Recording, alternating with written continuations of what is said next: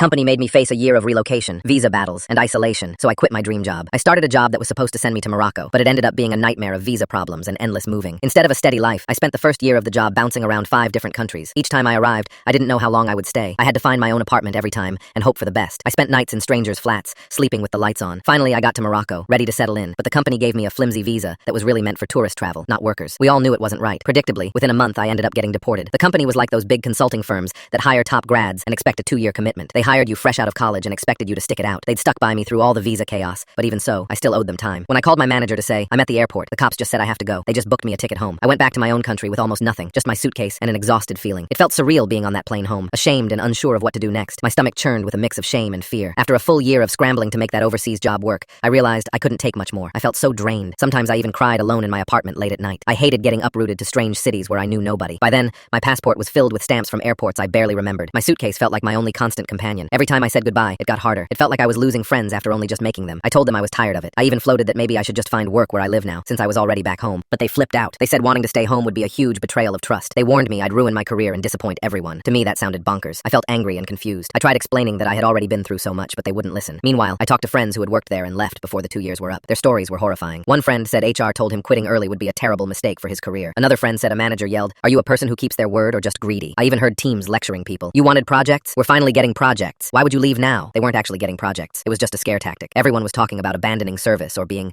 a disappointment to the team. My chest tightened every time I heard another story like that. The team I worked with begged me to stay a few more months, so I did. That meant working from the other side of the world. I took calls in the middle of the night and felt totally alone in my small apartment. My alarm would wake me up at odd hours just to join a meeting far away. It was not great, and I could feel my work slipping. I remember sitting in the dim light after a midnight call, feeling utterly isolated. I started questioning if this job was worth all the stress, but I finished that last project in the spring. After that, the company just kept paying me while I did small tasks and looked for a new job. They paid me a regular salary, though I'd heard they sometimes forgot to pay people on time. It didn't matter too much. I had already started hunting for something better. Every day I could just focus on job hunting felt hopeful. When my 2-year contract finally ended, I had accepted a new job in a city I really like. The work was similar and interesting, and I was excited to start. I could finally breathe again. I left the company on good terms. For the first time in months, I felt proud of myself again. About 6 months after I got kicked out of Morocco, with my new job lined up, the company shipped most of my stuff back to me at home. Some of it got lost with my roommates, but that's life. I was amazed when most of my boxes arrived on my doorstep months later. It felt like reclaiming a bit of the life I left behind. Seeing those familiar books and photos again felt comforting. I didn't rush to post a bad review or anything online. I just wanted to move on. Then came the exit interview. Before it started, I took a deep breath. I was nervous, but it ended up being kind of a relief. I sat down in front of my computer, clutching a pen and some notes. The interviewer actually started by saying, "We know the past year was like a nightmare for you." I almost cried. For once, someone in that organization actually understood what I went through. Someone saying that made me feel seen. The senior people I'd dealt with before had always brushed off my deportation like it was no big deal, but this time it mattered. I told them my story, and they really listened. It felt good to say it all. I walked out of the meeting with a strange lightness in my chest. My future suddenly looked exciting again. In the end, things did work out. It had been a rough journey, but I came out stronger and with a new start. I am finally ready to begin something new.